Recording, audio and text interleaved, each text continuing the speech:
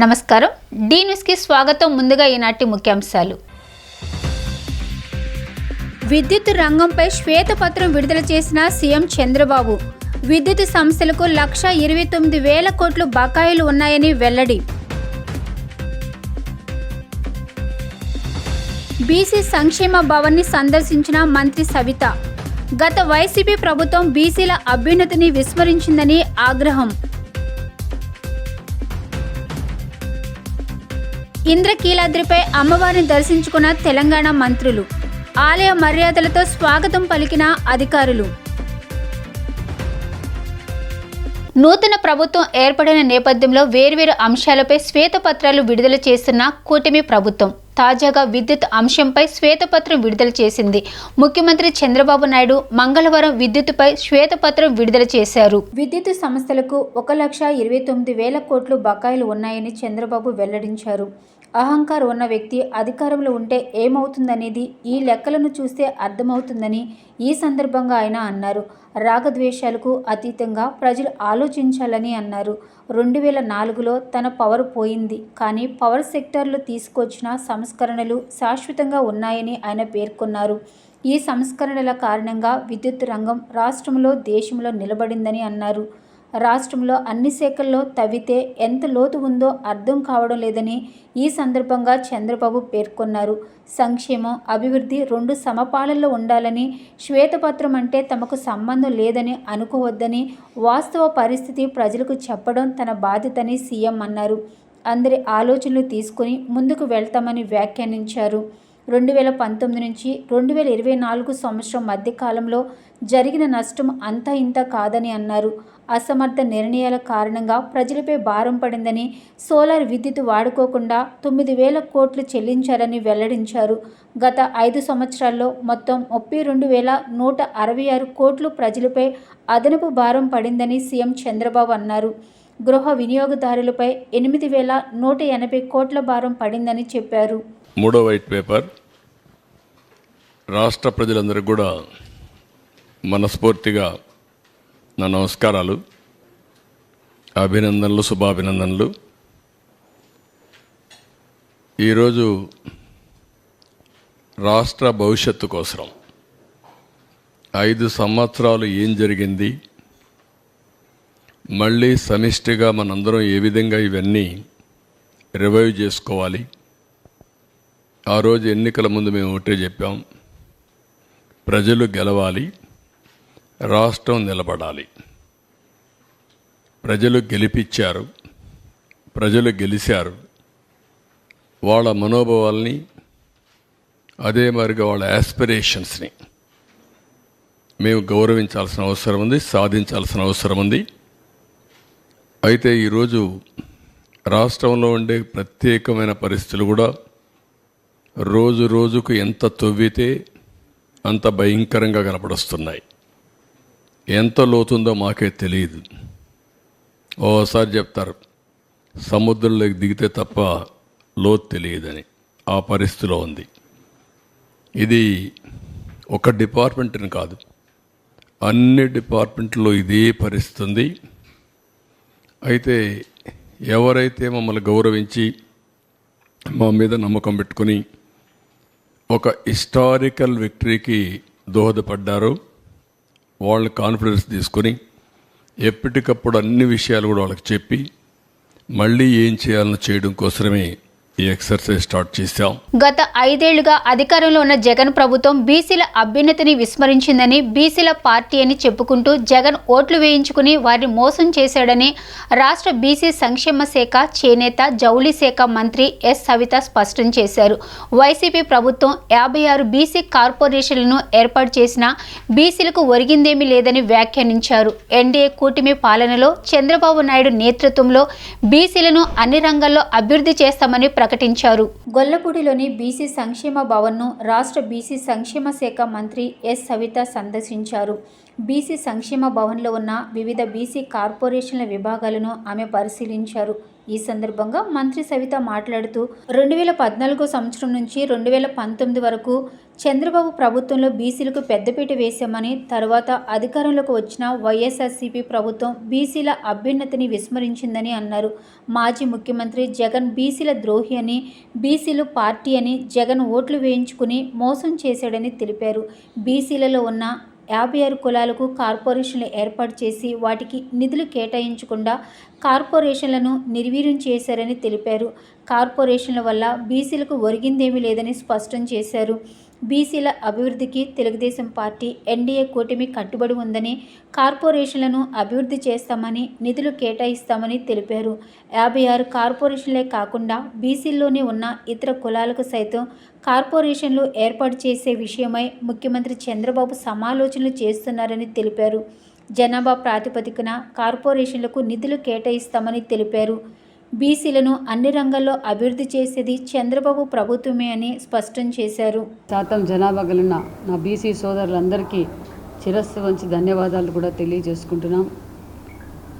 మరి గతంలో ఏవైతే 14-19 తెలుగుదేశం ప్రభుత్వంలో తెలుగుదేశం పార్టీ పుట్టినప్పటి నుంచి బీసీల పునాదుల నుంచి పార్టీ తెలుగుదేశం పార్టీ, అదేవిధంగా 14 నుంచి 19లో ఒక పక్క రెసిడెన్షియల్ స్కూల్స్ కావచ్చు, బీసీ రెసిడెన్షియల్ స్కూల్స్ కావచ్చు, బీసీ హాస్టల్స్ కావచ్చు, బీసీలను పెద్దపీట వేసింది తెలుగుదేశం ప్రభుత్వం. 19 నుంచి 24 వరకు ఏం జరిగిందో మన రాష్ట్ర వ్యాప్తంగా తెలుసు. 2019లో నా బీసీలు నా బడుగు బలహీన వర్గాలని చెప్పి ఓట్లేయించుకున్న వైసీపీ పార్టీ ఈరోజు బీసీలను అన్ని రంగాల్లోనూ అణగదొక్కింది. ఎవరంటే మనం ప్రత్యక్షంగా చూస్తున్నాం. ఈరోజు ఇక్కడ బీసీ భవన్కి వచ్చాను. ఏం జరిగింది 5 సంవత్సరాల్లో అంటే కుర్చీలు లేవు, నిధులు లేవు, విధులు లేవు. చెప్పుకోవడానికి కార్పొరేషన్లు ఏర్పాటు చేశారే తప్ప దానివల్ల ఒక్క బీసీ కూడా ప్రయోజనం పొందింది లేదు. అన్ని విధాల వాళ్ళు అభివృద్ధి చెందింది లేదు. ఒక పక్క బీసీల పార్టీ అని చెప్పి ఓట్లు వేయించుకున్నారే తప్ప గతంలో ఎలాంటి అభివృద్ధి జరగలేదు. బీసీల ద్రోహి ఎవరంటే జగన్మోహన్ రెడ్డి గారు, జగన్మోహన్ రెడ్డి పార్టీ అనే చెప్పాలి. గతంలో ఏదైతే బీసీలకు పూర్వ వైభవం 14లో నుంచి 19 వరకు ఎలాగైతే బీసీలకు గౌరవంగా అన్ని రంగాల్లోనూ ముందుకు వెళ్ళారు అంటే అది అందరికీ తెలిసిన విషయం. బీసీల పార్టీ తెలుగుదేశం పార్టీ. ఈరోజు బీసీలు అందరూ తెలుగుదేశం పార్టీకి అండగా ఉన్నారు, ఎన్డీఏ కూటమికి అండగా ఉన్నారు. ఖచ్చితంగా పూర్వ వైభవం తీసుకొస్తాం. కుర్చీలకు విధులు నిధులు కాకుండా వాళ్ళ సక్రమంగా బీసీలు అన్ని రంగాలను అభివృద్ధి బాటలో తీసుకెళ్ళడానికి కూడా మేము ప్రయత్నిస్తున్నాం. దగ్గరలోనే అన్ని కార్పొరేషన్లు కూడా మేము ఏర్పాటు చేస్తాం. వాళ్ళకి సప్లాన్ ప్రకారం జనాభా లెక్కల ప్రకారం వాళ్ళకి నిధులు కూడా కేటాయిస్తామని కూడా తెలియజేస్తున్నాం. ఏర్పడిన తర్వాత బీసీలకి అత్యంత ప్రాముఖ్యమైనటువంటి స్థానాన్ని కల్పించేటటువంటి శాఖని మరి ఆధిపత్యం వహిస్తూ ఉన్నటువంటి మేడం గారు సవిత గారు ఈరోజు మన బీసీ భవన్కి రావడం జరిగింది. ఆల్రెడీ మేడం గారు ఛార్జ్ తీసుకున్నప్పటి నుంచి కూడా ఆఫీసర్లతో రివ్యూ చేయడమే కాకుండా మొదటి నుంచి కూడా మరి హాస్టల్స్ విజిట్స్ కానీ, రెసిడెన్షియల్ స్కూల్స్ విజిట్స్ కానీ, ఈ విధంగా అన్ని రకాల బీసీకి సంబంధించినటువంటి మరి సంస్థలన్నింటినీ మేడం గారు విజిట్ చేయడం కూడా జరిగింది. ఉమ్మడి ఆంధ్రప్రదేశ్లోనే రెండో అతిపెద్ద దేవాలయమైన శ్రీ దుర్గా మల్లేశ్వర స్వామివారి దేవస్థానంలో కొలువై ఉన్న కనకదుర్గమ్మ వారిని తెలంగాణ రాష్ట్ర మంత్రులు దర్శించుకున్నారు. ఎన్టీఆర్ జిల్లాలోని విజయవాడలో ఇంద్రకీలాద్రిపై ఉన్న శ్రీ దుర్గా మల్లేశ్వర స్వామివారి దేవస్థానానికి తెలంగాణ రాష్ట్ర ఉప ముఖ్యమంత్రి మల్లు బట్టి విక్రమార్క, ఐటీ శాఖ మంత్రి దుద్దిల్ల శ్రీధర్ బాబులు మంగళవారం విచ్చేయగా దేవాదాయ శాఖ ప్రత్యేక ముఖ్య కార్యదర్శి కమిషనర్ ఎస్ సత్యనారాయణ, ఆలయ కార్యనిర్వహణ అధికారి కెఎస్ రామారావులు ఆలయ మర్యాదలతో ఘన స్వాగతం పలికారు. అనంతరం అమ్మవారికి ప్రత్యేక పూజలు నిర్వహించిన మంత్రులకు ఆశీర్వచన మండపంలో వేద పండితులు ఆశీర్వచనం అందజేశారు. మంత్రులు బట్టి విక్రమార్క, శ్రీధర్ బాబులకు కమిషన్ అమ్మవారి శేషవస్త్రం, చిత్రపటం, ప్రసాదాలను అందజేశారు. ఈ కార్యక్రమంలో ఆలయాలు వైదిక కమిటీ సభ్యుడు శంకర సాండిల్య, ఇతర ఆలయ అధికారులు ఉన్నారు.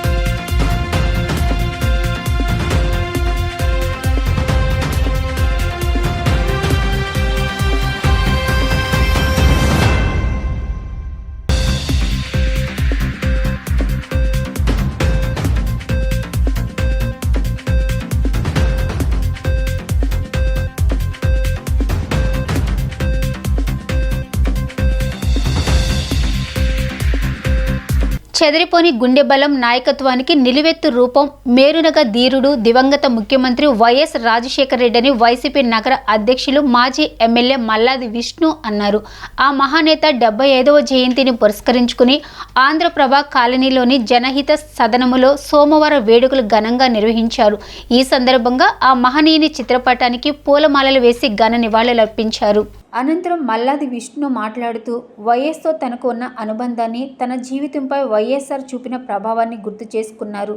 నాయకులు ఎందరో ఉంటారని, కానీ రాష్ట్రాన్ని తన కుటుంబంగా భావించిన ప్రజానాయకులు రాజశేఖర రెడ్డి గారు ఒక్కరే అని కీర్తించారు. ఆయన జీవితం భావితర నాయకులకు ఒక పాఠ్యపుస్తకం అన్నారు.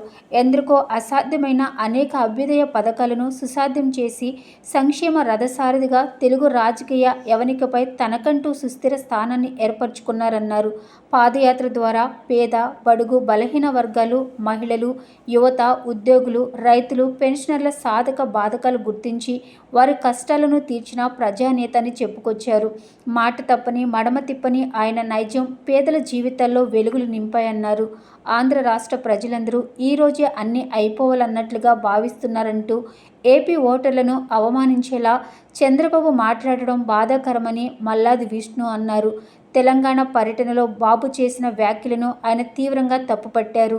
వైఎస్ అడుగుజాడలలో సంక్షేమ పాలన అందించిన వైఎస్ జగన్మోహన్ రెడ్డిని పట్టుకుని భూతం, సైకో అంటూ మాట్లాడటంపై ఆగ్రహం వ్యక్తం చేశారు.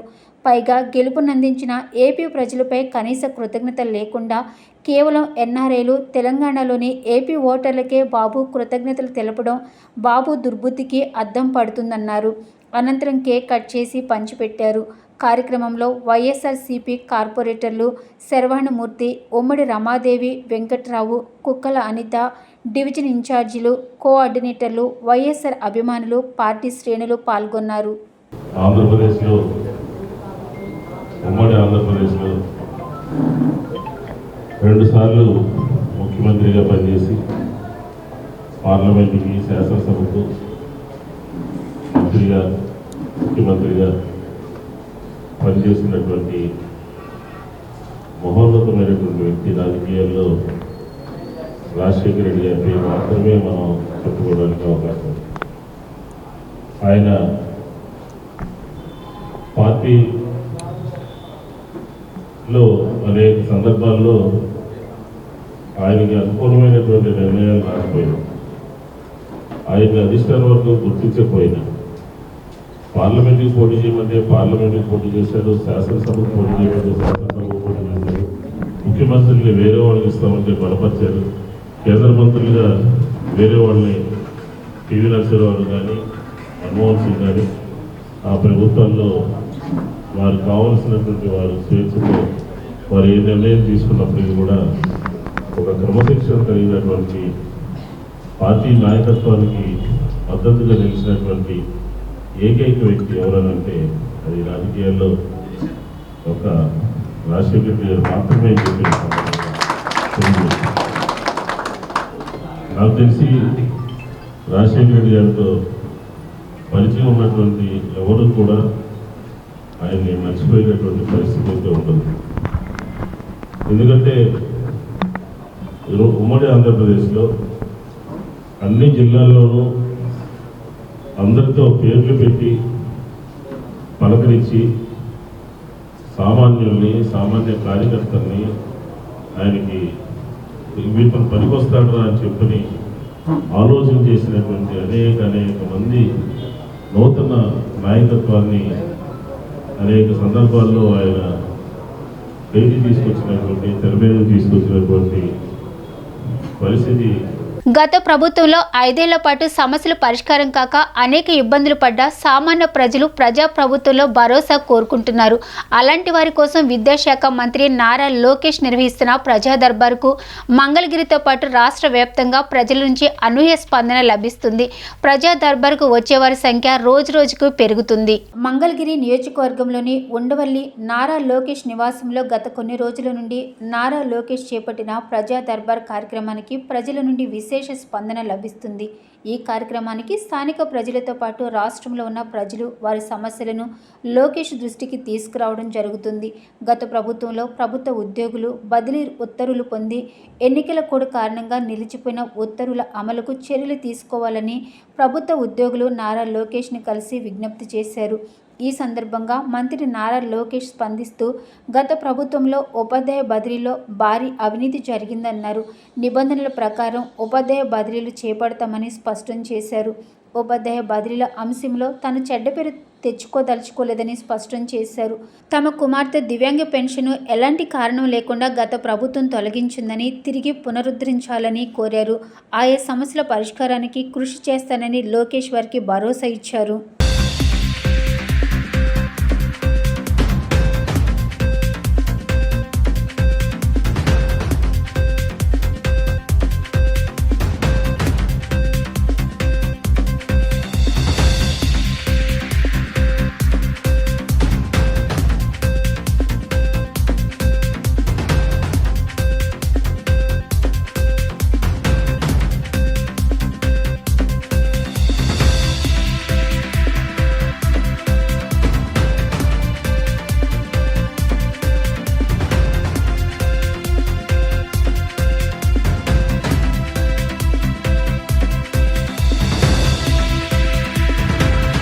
విజయవాడ భవానీపురంలోని 42వ డివిజన్ వైసీపీ కార్పొరేటర్ చైతన్యరెడ్డి నిరసన వ్యక్తం చేశారు. మంగళవారం తన కార్యాలయాన్ని టీడీపీ నేతలు కొంతమంది ధ్వంసం చేశారని ఆమె ఆరోపించారు. తమకు న్యాయం జరగకపోతే నిరాహార దీక్ష చేస్తానని అన్నారు. ఈ సందర్భంగా భవానీపురం పోలీస్ స్టేషన్లో ఆమె ఫిర్యాదు చేశారు.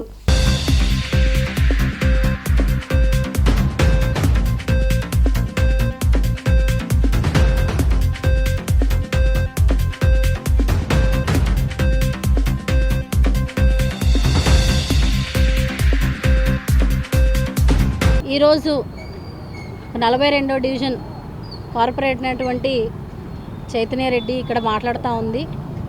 నిజంగా ఈరోజు ఇటువంటి ఒక ప్రెస్ మీట్ పెట్టుకోవడానికి నిజంగా చాలా బాధాకరంగా ఉంది.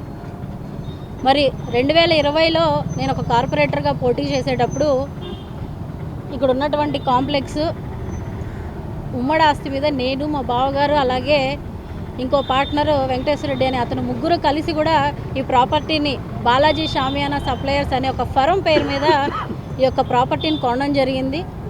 ఆ తర్వాత దానిపైన ఒక ఫ్లోర్ని అంటే ఒక 2 గదులు పార్టీ ఆఫీస్గా కన్స్ట్రక్షన్ చేసుకొని ముగ్గురి యొక్క సమ్మతం మీద నాతో పాటు మిగిలిన 2 పార్ట్నర్స్ యొక్క సమ్మతం మీదే ఆ పార్టీ ఆఫీస్ కన్స్ట్రక్షన్ చేశాము. మరి కట్టేటప్పుడు ఎటువంటి అబ్జెక్షన్ కూడా రైజ్ చేయని వ్యక్తి 2 ఏళ్ల పాటు నేను అదే కార్పొరేటర్గా ఆఫీస్ని వినియోగించుకుంటున్నప్పుడు ఏ అబ్జెక్షన్ రైజ్ చేయనటువంటి వ్యక్తి ఈరోజు అధికారం మారగానే వైఎస్ఆర్సీపీ పార్టీ అధికారం పోయి టీడీపీ పార్టీ అధికారం రాగానే అధికార బలం ఉన్నటువంటి కొంతమంది లోకల్ నాయకుల అండ చూసుకొని ఈరోజు వెంకటేశ్వర రెడ్డి అనే వ్యక్తి పార్టీ ఆఫీస్ని నిర్దాక్షిణ్యంగా విచక్షణారహితంగా ఈరోజు పార్టీ ఆఫీస్ని కూలగొట్టడం జరిగింది.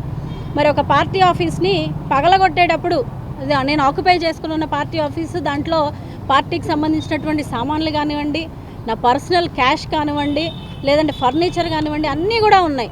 మరి అటువంటి ఒక ఆఫీస్ని నాకు ఎటువంటి ఒక లీగల్ నోటీస్ లేకుండా, ఎటువంటి ఇంటిమేషన్ లేకుండా అతనికి పగలగొట్టే రైట్ ఎక్కడి నుంచి వచ్చింది? ఇంకో మాట కూడా అతను మాట్లాడచ్చు, అద్దె ఇవ్వట్లేదని, మేము అద్దె ఎగ్గొట్టి తిరుగుతున్నామని, పనికి మాల సొల్లు కబుర్లన్నీ భవానీపురం సెంటర్లో చెప్పుకుంటూ తిరుగుతూ ఉన్నాడు.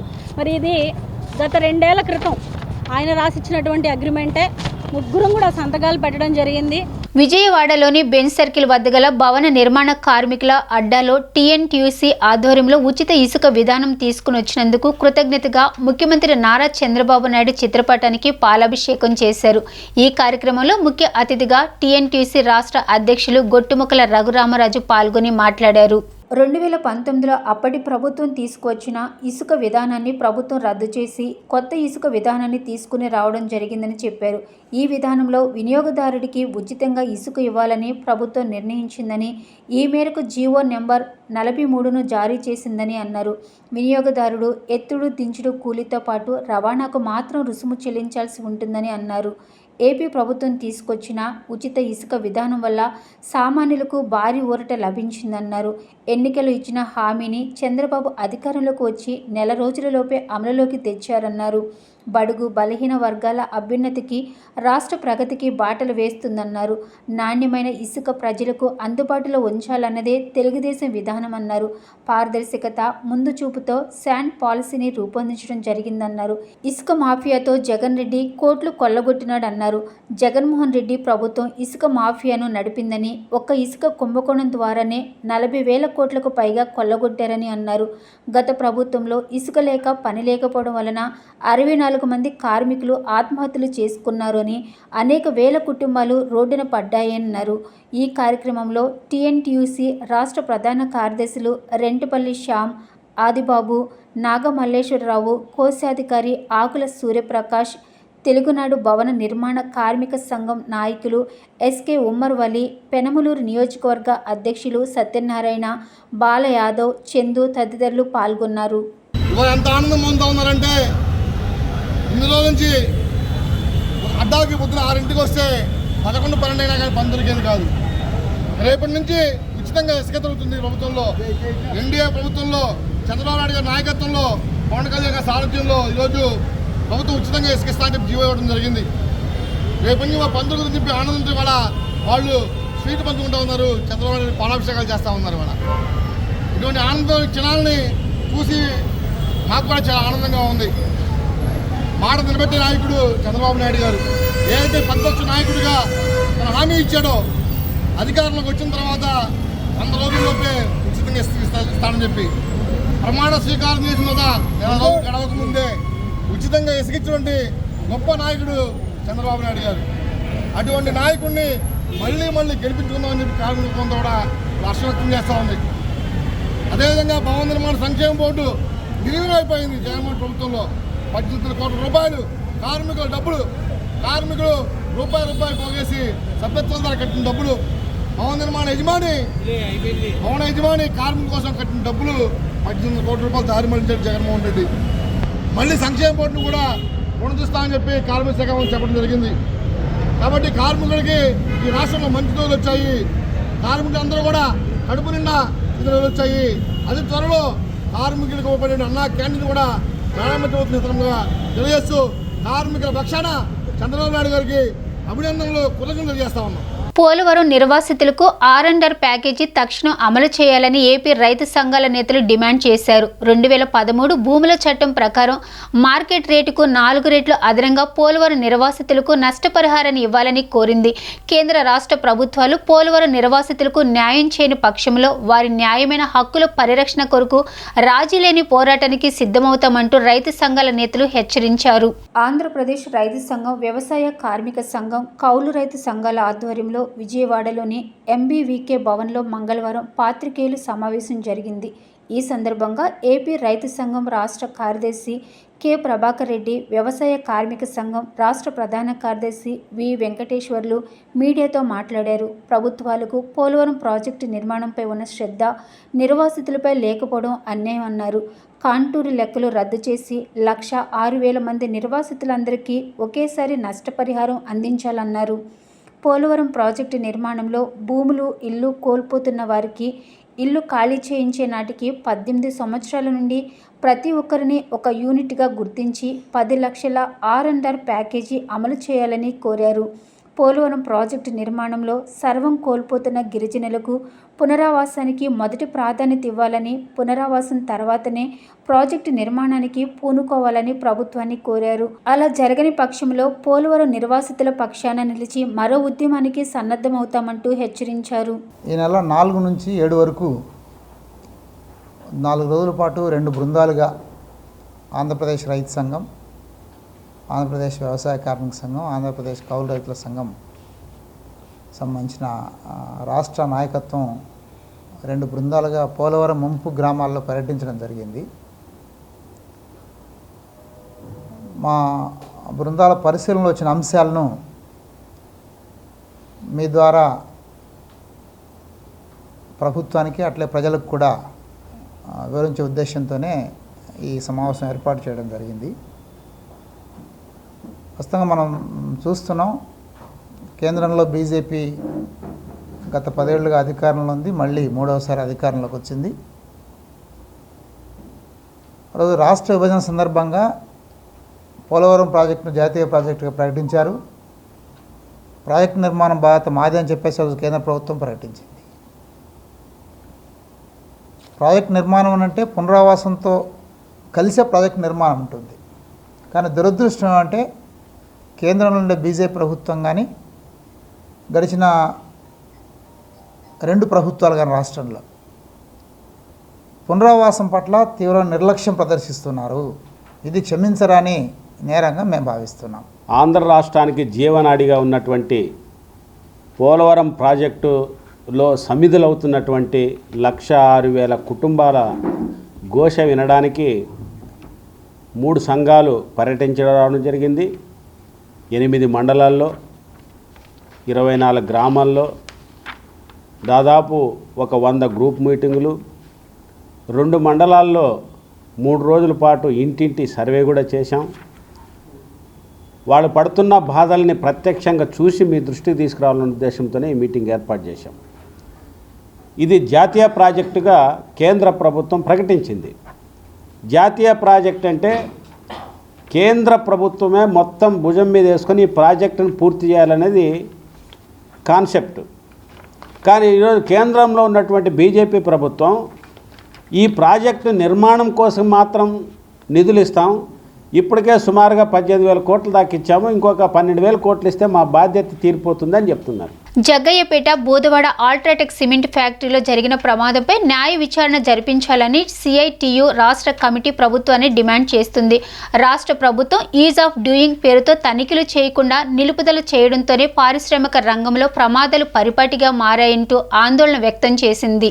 సిఐటియు రాష్ట్ర కమిటీ ఆధ్వర్యంలో విజయవాడ మాకినేని బసవపున్నయ్య విజ్ఞాన కేంద్రంలో మంగళవారం పాత్రికేయుల సమావేశం జరిగింది. ఈ సమావేశంలో సిఐటియు రాష్ట్ర ప్రధాన కార్యదర్శి సిహెచ్ నరసింగరావు మాట్లాడుతూ అల్ట్రాటెక్ సిమెంట్ ఫ్యాక్టరీలో జూలై 7వ తేదీన జరిగిన ప్రమాదంలో ఆవుల వెంకటేష్ తీవ్ర గాయాల పాలై హాస్పిటల్లో మరణించిన సంగతి తెలిసిందే అన్నారు. మరో 15 మంది హాస్పిటల్లో చికిత్స పొందుతున్నారని గుర్తు చేశారు. అల్ట్రాటెక్ సిమెంట్ ఫ్యాక్టరీలో కిలని విభాగంలో యాజమాన్య నిర్వహణ లోపం వల్ల ఈ ప్రమాదం జరిగినట్లు తెలియజేశారు. పైపు లీక్ అవుతుందని కార్మికులు పదే చెప్పినా యాజమాన్యం పెడచెవిన పెట్టిందన్నారు. 7వ తేదీన అత్యంత వేడితో ఉన్న సిమెంట్ కార్మికులపై పడడంతో కార్మికులు తీవ్ర గాయాల పాలయ్యారన్నారు. యాజమాన్యం మానవత్వం లేకుండా వ్యవహరించడం వల్లే కార్మికులు మృత్యువాత గురవుతున్నారన్నారు. కర్మాగారంలో ప్రమాదం జరిగిన విషయాన్ని సైతం ప్రమాదం బారిన పడిన కార్మికుల కుటుంబాలకు కూడా కబురు చేయని విధంగా అల్ట్రాటెక్ యాజమాన్యం వ్యవహరించిందన్నారు. హాస్పిటల్కి వెళ్లిన బాధిత కుటుంబాలకు గాయపడిన వారిని సాయంత్రం వరకు చూపించకపోవడం దారుణమన్నారు.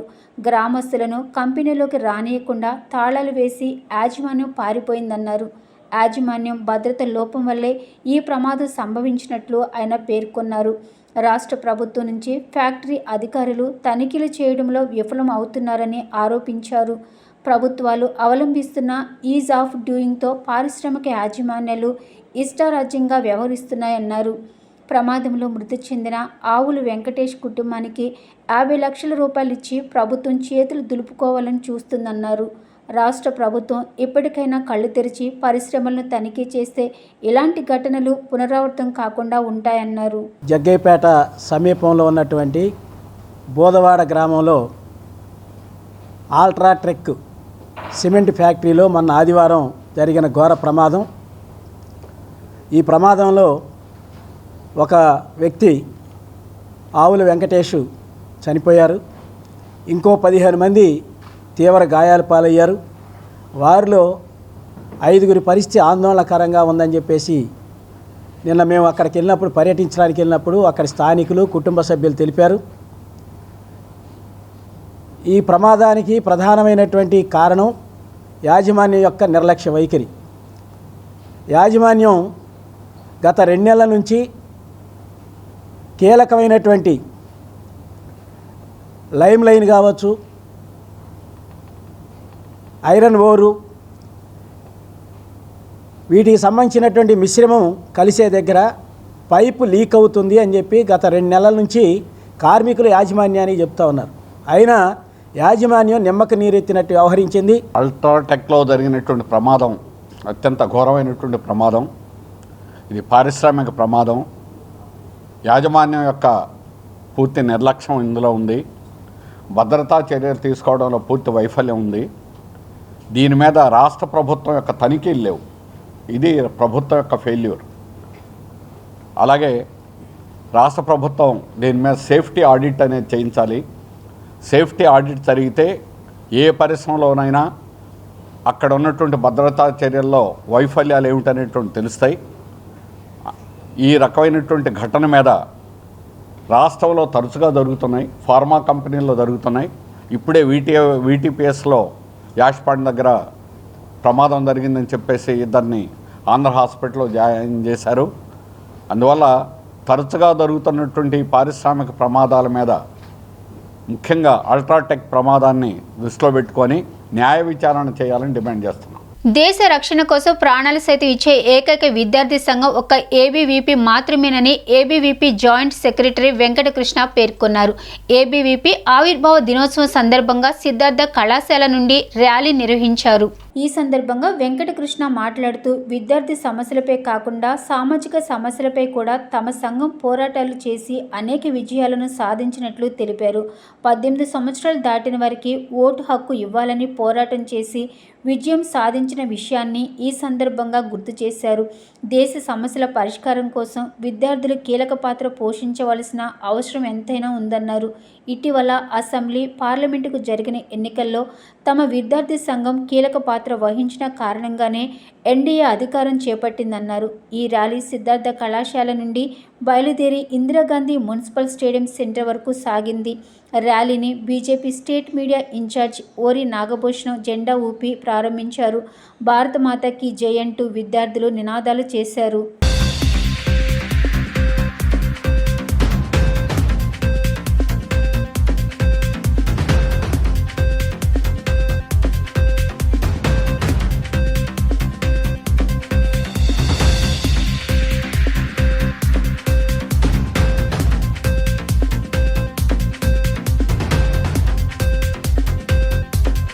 ఈ రోజున విజయవాడ సిద్ధార్థ కాలేజీ నుంచి ఏబీవీపీ స్టూడెంట్స్ అందరూ కూడా ఒక మంచి ర్యాలీతో ఇక్కడి నుంచి బయలుదేరబోతూ ఉన్నారు. నేను ఈ విషయం ఈ జెండా ఊపే కార్యక్రమాన్ని రావడంలో ఉద్దేశం ఏంటంటే, విద్యార్థులు ఈ దశలోనే మొక్కై వంగున మానవ వంగదన్న సామెతలో మొక్కప్పుడే దాని యొక్క సరైన క్రమశిక్షణ ఉండాలి.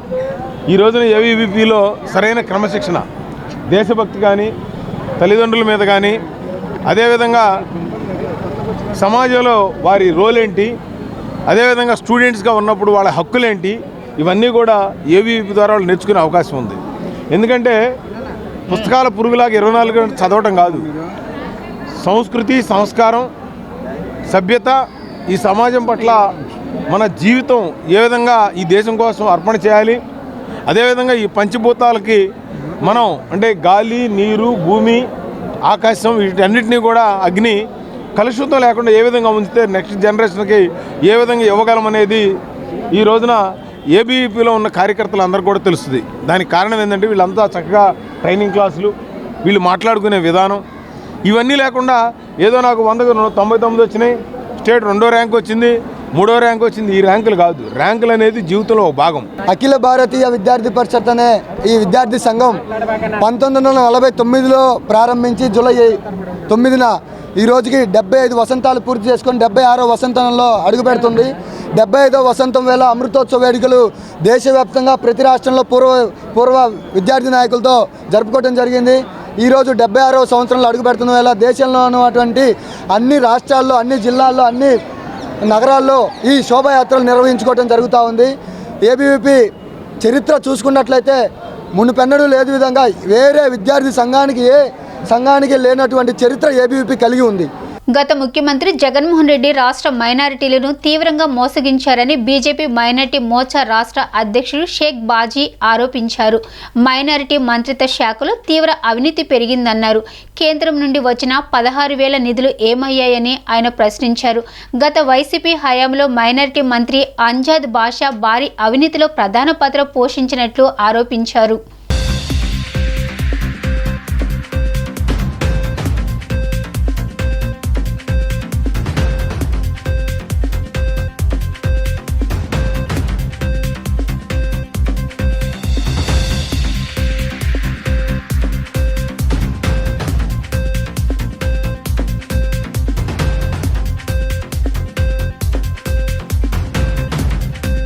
మిత్రులందరికీ నమస్కారం. నూతన ఎన్డీఏ ప్రభుత్వం ఏర్పడింది. అయితే పాదయాత్రలో ప్రజలకు ఇచ్చినటువంటి హామీలతో పాటుగా నమ్మించి గొంతు కోసినటువంటి గత ముఖ్యమంత్రి జగన్మోహన్ రెడ్డి గారి యొక్క పర్వంలో మైనారిటీ మంత్రిత్వ శాఖలో జరిగినటువంటి భారీ అవినీతి నిధుల గోల్మాల్ గురించి ఈ రోజున భారతీయ జనతా మైనారిటీ మోర్చా రాష్ట్ర ప్రజలకి మీ ద్వారా తెలియజేదలుచుకుంది. ఏదైతే ఆంధ్రప్రదేశ్ రాష్ట్రానికి కేంద్రం ఇచ్చినటువంటి నిధులు ఏవైతే ఉన్నాయో, కేంద్రంలో ఉన్నటువంటి అనేకమైనటువంటి శాఖలు మైనారిటీ మంత్రిత్వ శాఖ కింద ఉన్నటువంటి హజ్ కమిటీ కానీ, మైనారిటీ కమిషన్ కానీ, మైనారిటీ కార్పొరేషన్ కానీ, మౌలానా అబుల్ కలాం ఫౌండేషన్ కానీ అనేక సంస్థల నుంచి ఈ రాష్ట్రానికి వచ్చినటువంటి నిధుల వివరాలతో పాటుగా వార్తలు ముగించే ముందు ముఖ్యాంశాలు మరొకసారి. విద్యుత్ రంగంపై శ్వేతపత్రం విడుదల చేసిన సీఎం చంద్రబాబు. విద్యుత్ సంస్థలకు 1,29,000 కోట్లు బకాయిలు ఉన్నాయని వెల్లడి. బీసీ సంక్షేమ భవన్ని సందర్శించిన మంత్రి సవిత. గత వైసీపీ ప్రభుత్వం బీసీల అభ్యున్నతిని విస్మరించిందని ఆగ్రహం. ఇంద్రకీలాద్రిపై అమ్మవారిని దర్శించుకున్న తెలంగాణ మంత్రులు. ఆలయ మర్యాదలతో స్వాగతం పలికిన అధికారులు. డీ న్యూస్ ఇంతటితో సమాప్తం. తిరిగి మరో బులెటిన్లో కలుద్దాం. Keep watching the news.